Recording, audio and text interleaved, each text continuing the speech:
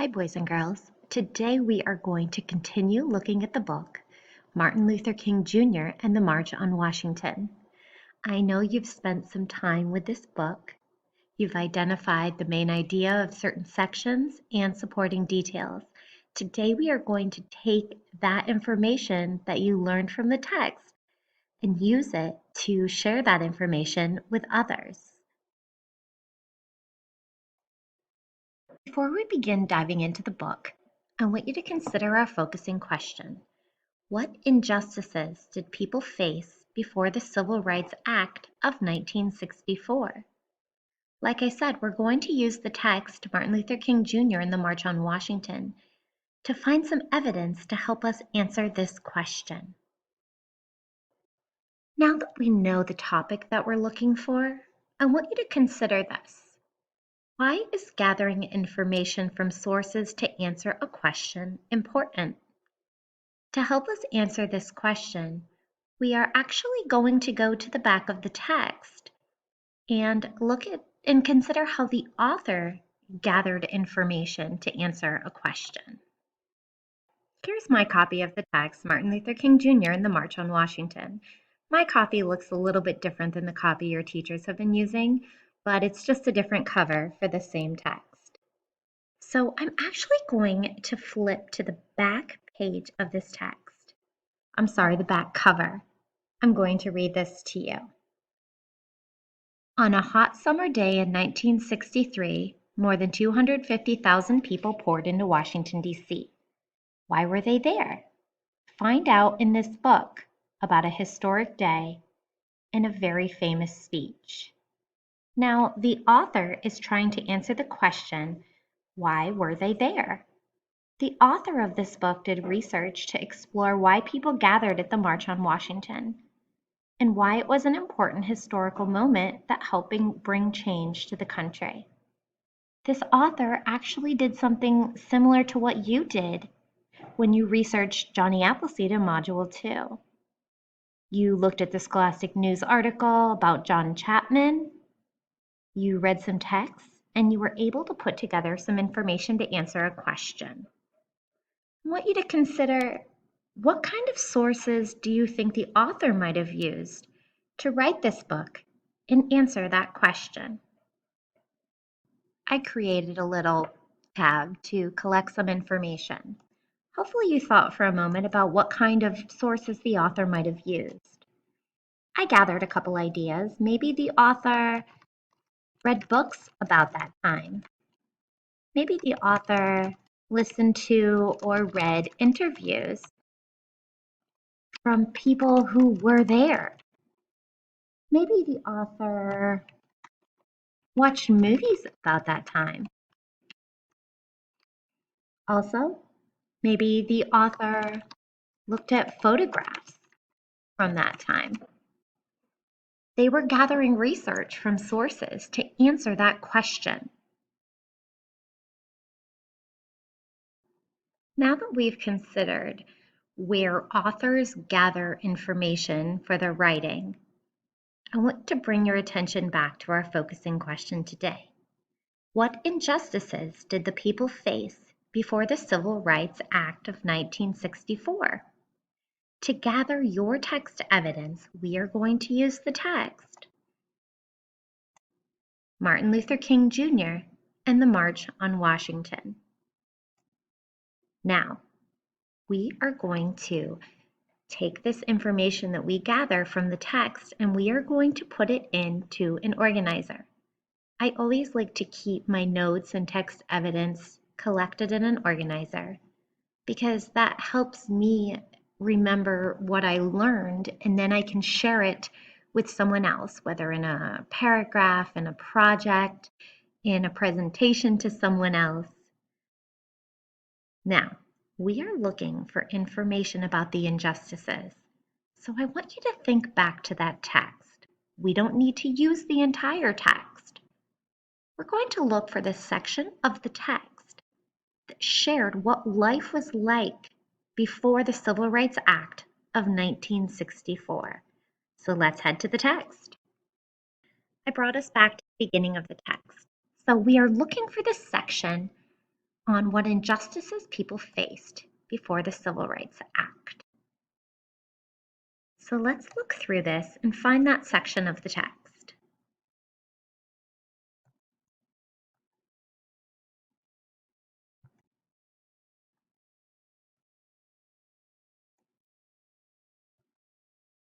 Here's where it is. In the South and in some other states, there are laws to keep Black people and white people apart. Black people cannot eat in many restaurants or stay in many hotels. That answers our question. That's some great evidence. I'm going to head back to my organizer and I'm going to type that in.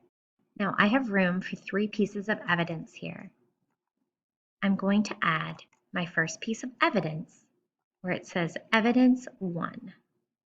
The text stated that Black people could not eat in many restaurants or stay in many hotels. For my second piece of evidence, I'm going to head back to the text. In movie theaters, they must enter by separate doors and sit way up in the balcony. On public buses, they have to take seats in the back. There were 2 pieces of strong evidence there. I think first I'm going to add the evidence about the movie theater. In movie theaters, Black people had to enter through separate doors and sit way up in the balcony. Now, my third piece of evidence. I know what I think I'm going to use, but I want to give you the opportunity to choose a different piece of evidence if you would like.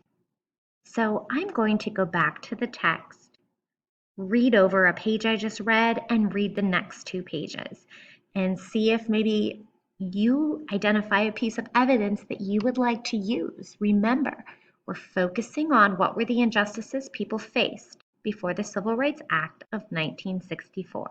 Let's head back to the text. On this page is my evidence about the movie theater. I'm going to reread page 17. On public buses, they have to take seats in the back. There are signs that say for whites only.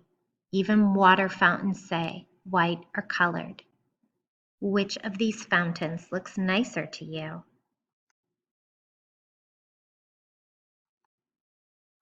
So I want you to look at page 17 and page 18. Think about which piece of evidence you would like to use. I'm going to use this evidence about on public buses, they have to take seats in the back. I'll head back to my organizer.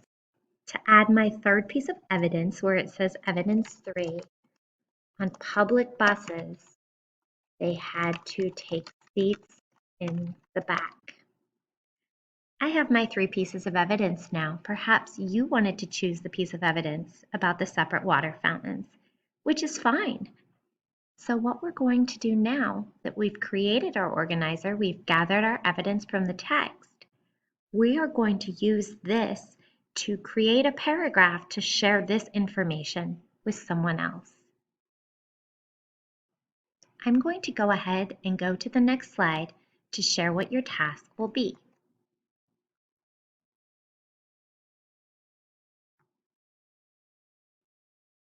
Your task. There's our question again.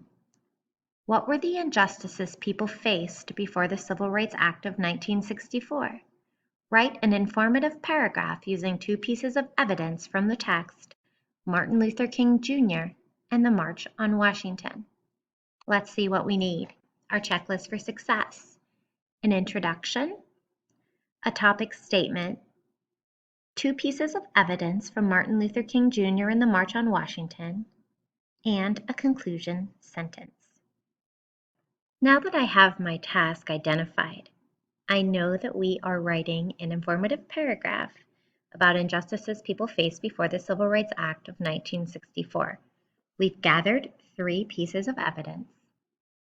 And now there's a few missing parts to our organizer. We're going to fill a little bit of this in together, and then I'm going to ask you to complete the organizer verbally or just in your mind, and then put it together into a paragraph.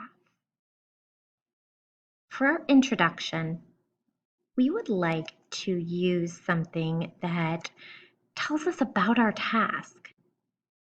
And a big word that I keep seeing is injustices. When I think of an introduction that's strong, I think about defining injustice. An injustice is when someone is not treated how all people should be. Now let's think specifically. We talked about what an injustice was. Now if we go down to our our topic statement. We're talking about the Civil Rights Act. I want you to think for a couple seconds. How could we focus our topic statement on this specific question? Maybe something like this. People faced injustices before the Civil Rights Act of 1964. You know, I think that's a good start, but I don't love it. So how could we adjust that? Some people faced injustices before the Civil Rights Act of 1964. Perhaps we want to go more specifically and think about the words that said in our text, Black people faced injustices before the Civil Rights Act of 1964. Let's look back to our task quickly. You need to use two pieces of evidence from Martin Luther King Jr. and the March on Washington. So we came up with an introduction and topic statement. We have some evidence here. You don't need to use all three pieces, choose two, and then you're going to write a conclusion. When you're finished, you're going to take a picture of your paragraph that you've written, and you're going to submit it to your teacher on Seesaw. This way, you'll share your learning with someone else